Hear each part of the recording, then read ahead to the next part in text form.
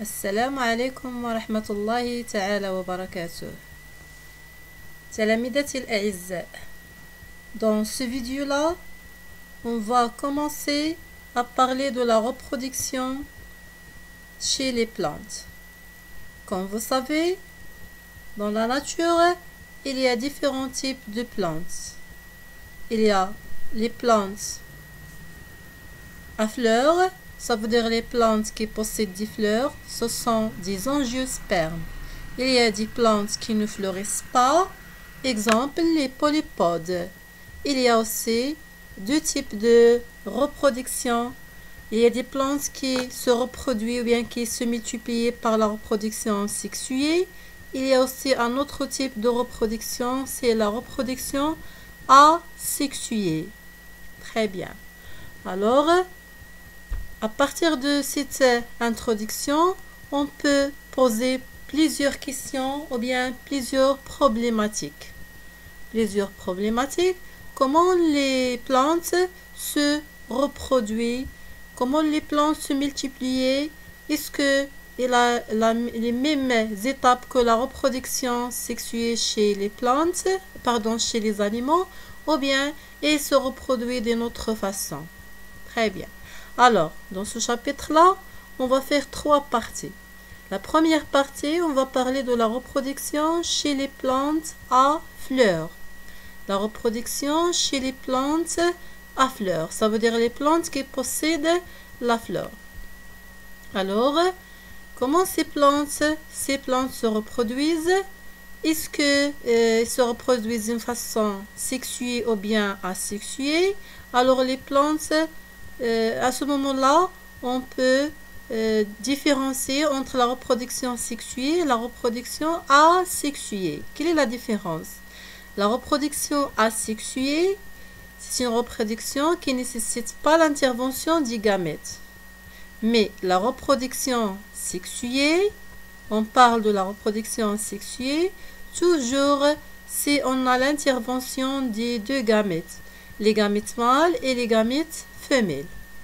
Alors, puisque on va parler de la reproduction sexuée, on pose la première question: quels sont les organes qui produisent ou bien qui sont responsables à la reproduction sexuée chez ce type de plantes, les plantes à fleurs? Quelle est la nature des gamètes? Comment ils sont les gamètes? Où se fait la fécondation? Et comment il est le cycle de développement chez ce type de plantes? Très bien. Puisque on parle de plantes à fleurs, alors ces plantes-là, elles se caractérisent par rapport à l'autre type de plante, par la présence de la fleur. Oui, donc la fleur, c'est la caractéristique principale de ce type de plante qui s'appelle les angiospermes. Alors, peut-être que c'est la fleur qui est responsable à la reproduction sexuée chez les plantes à fleurs. Alors, pour répondre à cette hypothèse, il faut savoir de quoi elle se compose la fleur. Alors, on va faire premièrement la dissection de la fleur. La dissection تشريح. إذا يجب أن نرى من ماذا تتشكل الزهرة. لهذا نقوم بتشريحها. Donc, après la dissection de la fleur, on observe qu'elle se compose de plusieurs éléments. Alors, parmi ces éléments-là, vous voyez ces feuilles-là qui sont verdâtres. Vous voyez ces feuilles-là, elles s'appellent les sépales. Les sépales. Très bien. Alors, on a les sépales, ce sont des feuilles verdâtres. L'ensemble de ces sépales-là, on a par exemple 3, 4, 5. Alors, l'ensemble de ces sépales-là, ils constituent ce qu'on appelle le calice. Le calice. Très bien. Alors, la fleur, elle se compose aussi de d'autres feuilles qui sont de couleurs différentes. Ça dépend selon la fleur. Parfois, elles sont rouges, oranges ou bien blancs. Ou bien dans n'importe quelle couleur. Comment s'appellent ces feuilles-là? Elles s'appellent les pétales. Les pétales. Alors l'ensemble de pétales, il constitue ce qu'on appelle la corolle. La corolle. Très bien. À l'intérieur de la fleur, si vous voyez, on a ces éléments-là qui ressemblent à des filets ou bien des filaments. Alors, comment s'appellent ces organes-là ou bien ces éléments-là? Ils s'appellent les étamines. Les étamines, vous voyez, on a par exemple 1, 2, 3 et 4. 4 étamines ici dans cette image. Alors, tous ces éléments-là, ce sont des étamines. De quoi ils se composent chaque étamine? Il se compose de cette partie-là qui s'appelle l'antère et un filet. Alors, l'antère plus le filet, il constitue un étamine. Très bien. Alors, à l'intérieur aussi de la fleur, on a ça, cet élément-là, qui s'appelle le pistil. Le pistil, de quoi il se compose? Il se compose de 3 parties. Cette partie-là qui s'appelle l'ovaire, le style et stigmate. Stigmate, style, ovaire. Mais l'ensemble de ces 3 parties-là, il constitue le pistil. Très bien. Alors, de quoi il se compose chaque fleur? Il se compose de sépales, pétales, les étamines et aussi le pistil. On a aussi cette partie-là qui s'appelle le réceptacle et le pédoncule. Le pédoncule. Très bien, voilà. On a maintenant constaté quelles sont les différentes parties de la fleur. Très bien. Alors, c'est la même chose. Très bien. Donc, ici, c'est un résumé concernant toutes les parties de la fleur. Alors, parmi ces parties-là, pardon. Donc, ici, à votre avis, parmi ces éléments-là de la fleur, quel est le rôle de chaque élément? Quel est le rôle de chaque élément à l'intérieur de la fleur? Alors, pour répondre à la question, on a besoin d'observer les étamines et aussi une coupe de pistil par la loupe binoculaire. Après l'observation de ces 2 éléments-là, on va observer que les étamines se composent ou bien il contient au niveau de l'antère des petits grains de couleur jaune qui s'appellent les grains de pollen حبوب اللقاح. إذا لاحظنا هذه العناصر تحت المكبر الزوجي سوف نلاحظ أن على مستوى هذا العنصر توجد حبوب اللقاح les grains de pollen. Alors peut-être que ces grains de pollen ce sont des gamètes mâles. Peut-être que ce sont des gamètes mâles. Alors on va déduire que le rôle des étamines à ce niveau-là, on va constater que le rôle des étamines, alors quel est le rôle des étamines? Alors ce sont des organes mâles. C'est des organes mâles. أعضاء تناسلية ذكرية. أعضاء ذكرية. Mais après l'observation de pistil, de la coupe longitudinale du pistil, sous la loupe binoculaire, on va observer qu'au niveau de l'ovaire, il y a des petites points circulaires ou bien des objets circulaires ces objets, ce sont des ovules. Donc, on va observer qu'à l'intérieur de l'ovaire, il y a plusieurs ovules. Puisqu'on a des ovules à l'intérieur de l'ovaire de pistil, alors le pistil, c'est un organe reproducteur femelle. Très bien. Donc, on a déjà déduit quel est le rôle des étamines. Les étamines, ce sont des organes mâles. Et le pistil, c'est un organe femelle. Très bien. Alors, on a constaté le rôle de ces 2 éléments.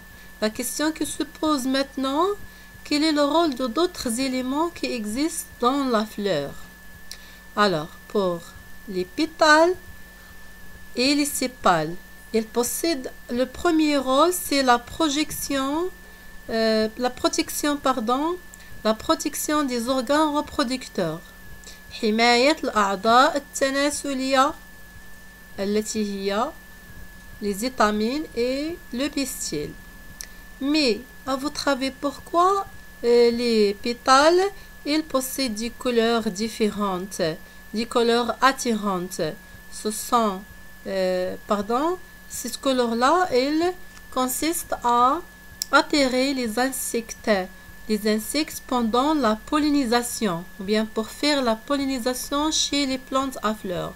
Après, on va parler de ce qu'on appelle la pollinisation. Donc, point d'interrogation, on va voir après, c'est quoi la pollinisation.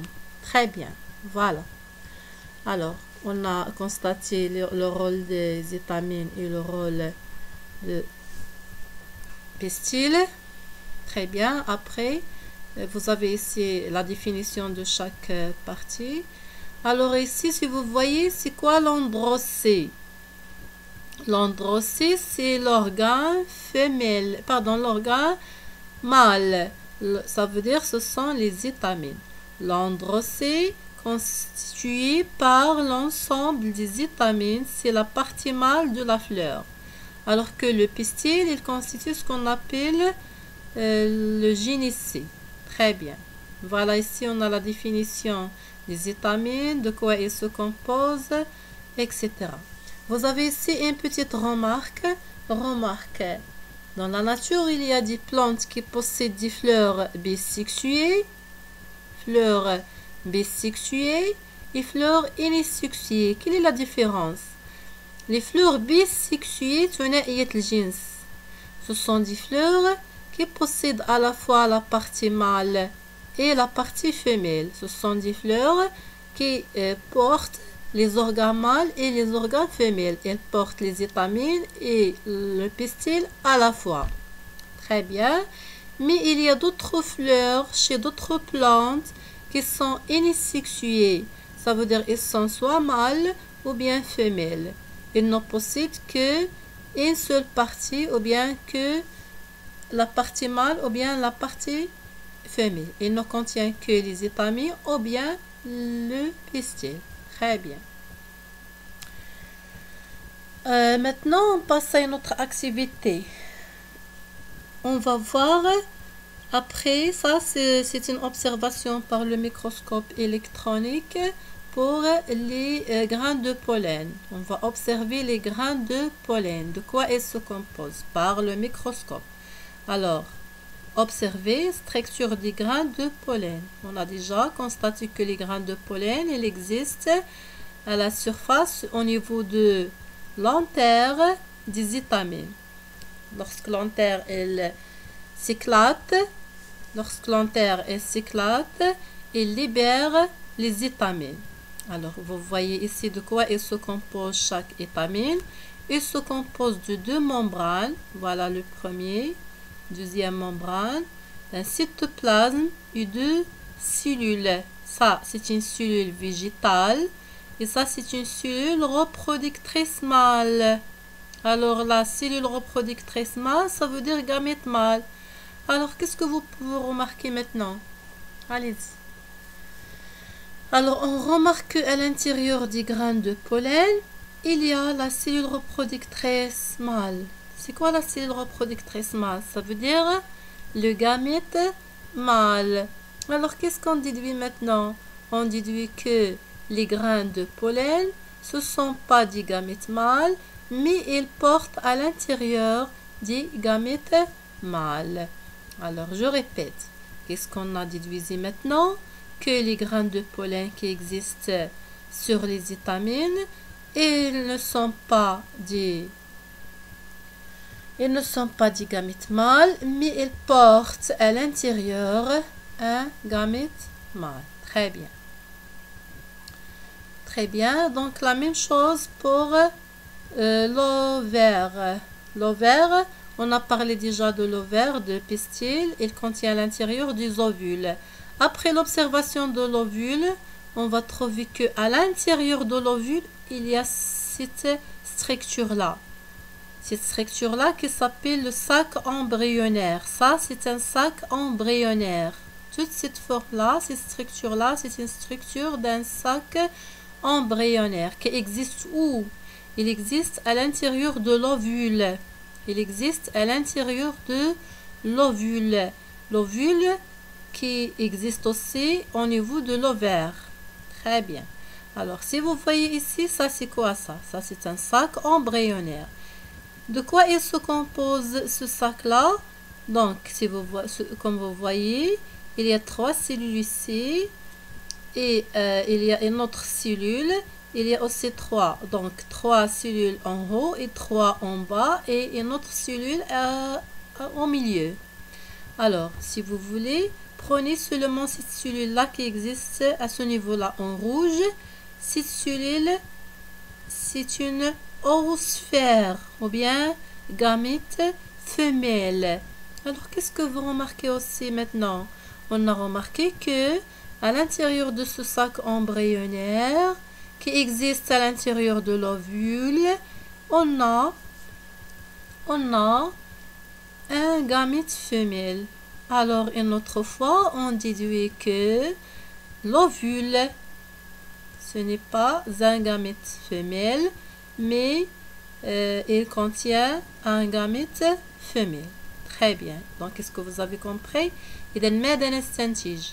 نستنتج أن البويضة التي توجد داخل المبيض ليست بمشيج أنثوي عند النباتات الزهرية، بل تحتوي على كيس. هذا الكيس يسمى كيس جنيني sac embryonnaire، وهذا الكيس هو الذي يحمل بداخله المشيج الأنثوي. المشيج الأنثوي. Très bien. Donc, est-ce que vous avez compris? Comme conclusion, les grains de pollen contiennent à l'intérieur un gamète mâle. Les ovules contiennent à l'intérieur, dans un sac embryonnaire, un gamète femelle. Très bien. Maintenant, prenez avec moi ce tableau-là. Dans ce tableau-là, on a des expériences à analyser et pour déduire. Alors, quel est le but de cette expérience ou bien de ces expériences? Ces protocoles expérimentaux. Le but, c'est de savoir quel est le rôle de la fleur ou bien quel est le devenu de la fleur. Quel est le devenu de la fleur? Très bien. Alors, observez ici, on a l'expérience A. L'expérience A. Alors, on a une fleur qui contient des étamines et le pistil et les ovules à l'intérieur de l'ovaire. Après, les résultats. Ça veut dire ici, ce qu'on a fait, c'est des expériences. Est-ce qu'on a fait du changement? Est-ce qu'on a appliqué quelques expériences sur cette fleur? Non. Mais on a laissé la fleur intacte comme il est dans la nature. Très bien, dans les conditions naturelles. Après, dans les conditions naturelles, qu'est-ce qu'on a observé? On a observé que le pistil de la fleur se transforme en un fruit contenant des graines. Les graines, ça veut dire le boudor. Le fruit, elle fait kiha. Donc, qu'est-ce qu'on peut déduire? Dans la nature, quel est le devenu de la fleur? Le pistil de la fleur se transforme en un fruit qui contient des graines. Très bien. Donc, après 4 semaines, c'est ça l'observation. Alors, on déduit d'après cette expérience que le devenu de la fleur, et plus précisément le pistil de la fleur, et se transforme en un fruit qui contient les graines. Très bien. Maintenant, prenez l'autre expérience, l'expérience B. On a le pistil entouré de gaz qui bloque le pollen. إذن مدقة محاطة بغشاء بلاستيكي يمنع دخول حبوب اللقاح. Donc on a bloqué le passage des grains de pollen à partir des étamines vers le pistil. Quel est le résultat obtenu après? le pistil mourt ou bien il se flétrit et il tombe après. Alors, qu'est-ce qu'on peut déduire ici? La fleur, est-ce qu'elle est transformée en fruit? Non. Qu'est-ce qu'on a fait dans l'expérience? On a isolé le pistil. Alors, qu'est-ce qu'on déduit? On déduit que le pistil tout seul, il est incapable de se transformer en un fruit qui contient les graines.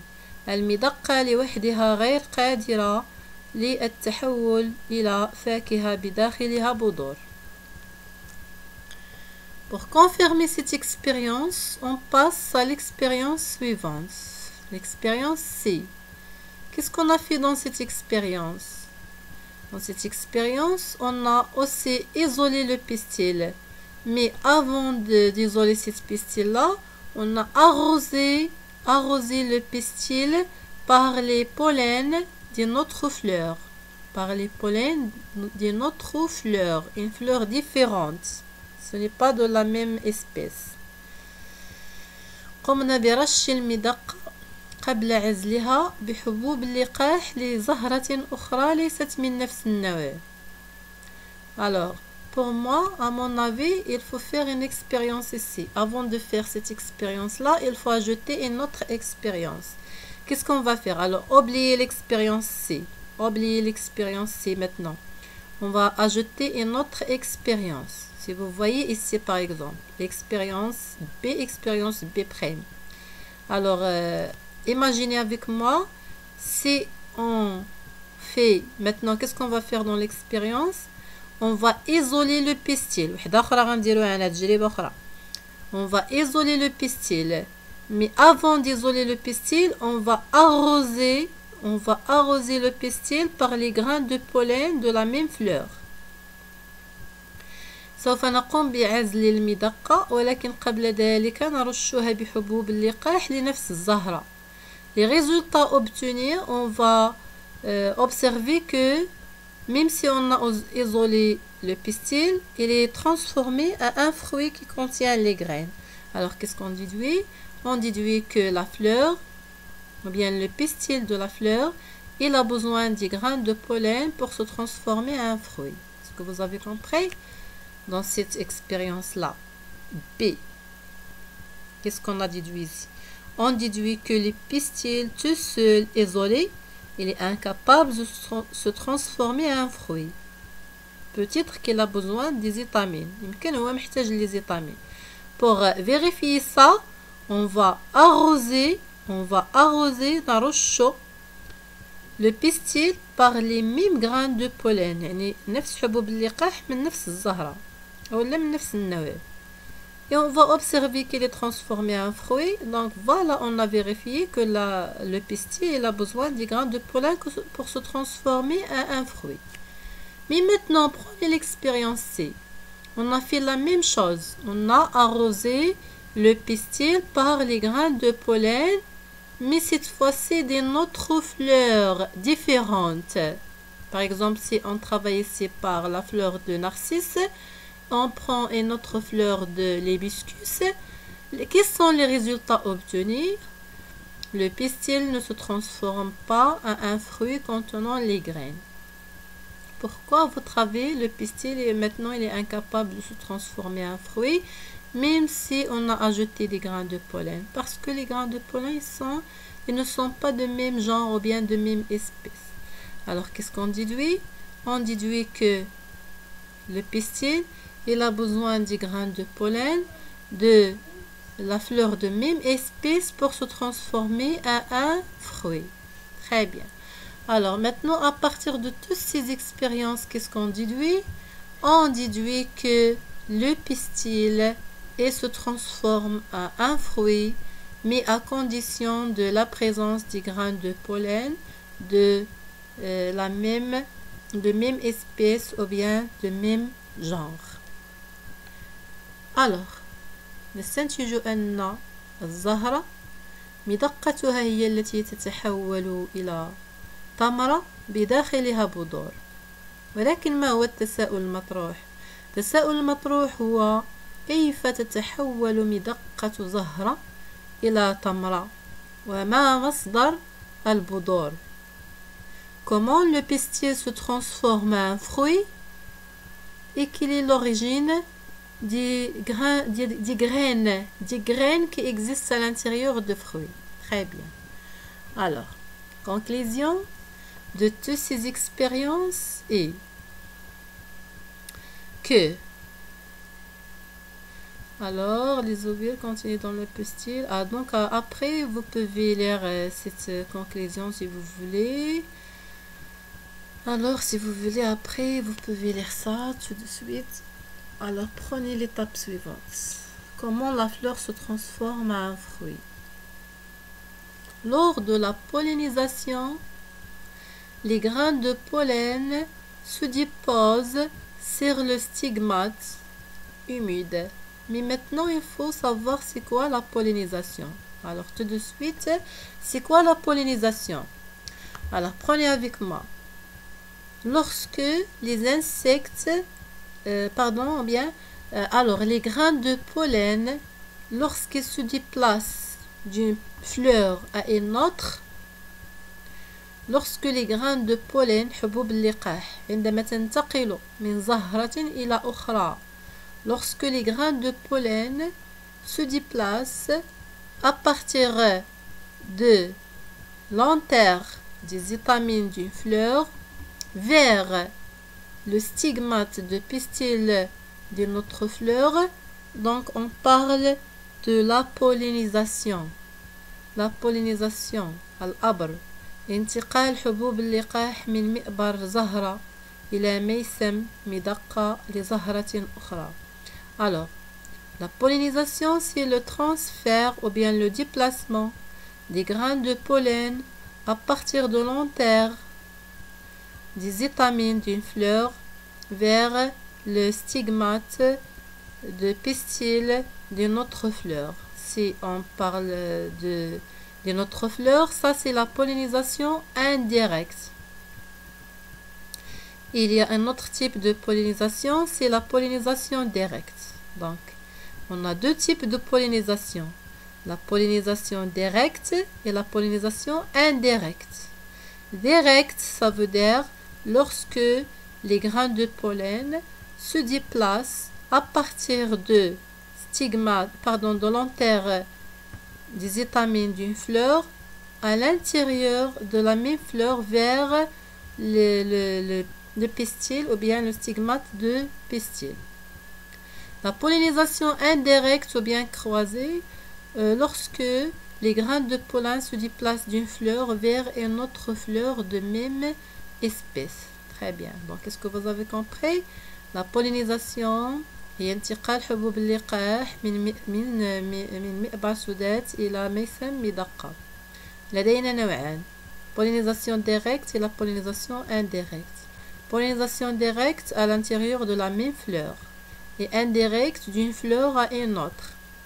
Mais comment ces grains de pollen se déplacent d'une fleur à une autre et se déplacent par plusieurs agents ou bien plusieurs facteurs qui s'appellent les facteurs de pollinisation.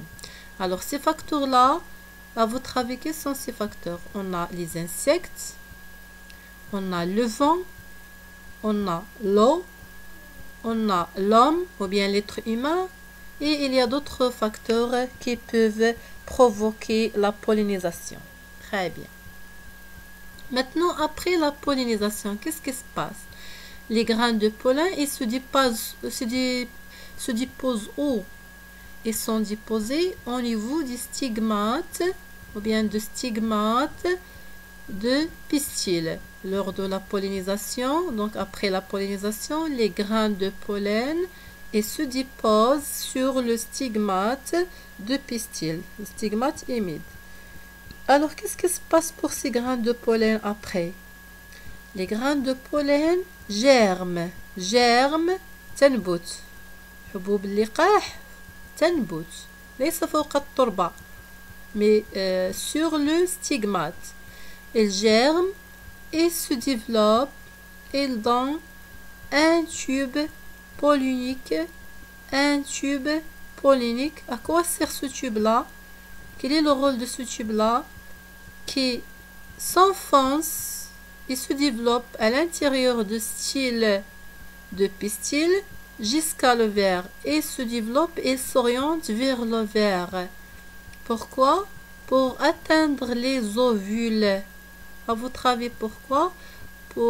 Parce qu'il prend avec elle la cellule reproductrice mâle ou bien le gamète mâle pour que le gamète mâle arrive vers l'ovule pour le féconder. Très bien. Alors, le tube pollinique permet la fécondation des ovules en apportant la cellule reproductrice mâle. C'est ainsi que les plantes fixées se reproduisent. Alors, si vous voyez ici, c'est le document qui montre ce que déjà explique. Donc ça, c'est les graines de pollen. Les graines de pollen après la pollinisation, ils se déposent sur le stigmate de ce pistil, Après, chaque graine de pollen, il germe et il forme. Ça, c'est quoi ça? تنبت وتشكل أنبوب اللقاح. Il germe et il forme le tube pollinique. Voilà le tube pollinique. Il se développe, il s'enfonce et s'oriente vers l'ovaire. Et après, il pénètre dans l'ovule. Il entre dans l'ovule. Et après, il pénètre aussi à l'intérieur du sac embryonnaire. Pourquoi? Parce qu'il porte avec elle la cellule reproductrice mâle ou bien le gamète mâle. Alors, c'est lui qui transporte ou bien qui porte le gamète mâle vers le gamète femelle pour arriver vers le gamète femelle pour le féconder. Très bien. Alors, quel est le phénomène qui précède la fécondation chez les plantes à fleurs? Avant la fécondation, toujours, on a la germination de graines de pollen. Mais avant la germination des graines de pollen, qu'est-ce qu'on a? La pollinisation. Très bien. Et après la pollinisation, avant la pollinisation, on a la libération des graines de pollen. Très bien. Alors, la fleur se transforme en un fruit quand? Après la fécondation. Très bien. Alors, comment le pistil se transforme en un fruit? Après la fécondation. Après la fécondation, l'ovaire, c'est ça l'ovaire. L'ovaire augmente de taille pour se transformer en un fruit. Et quelle est l'origine des graines? Les graines bodor.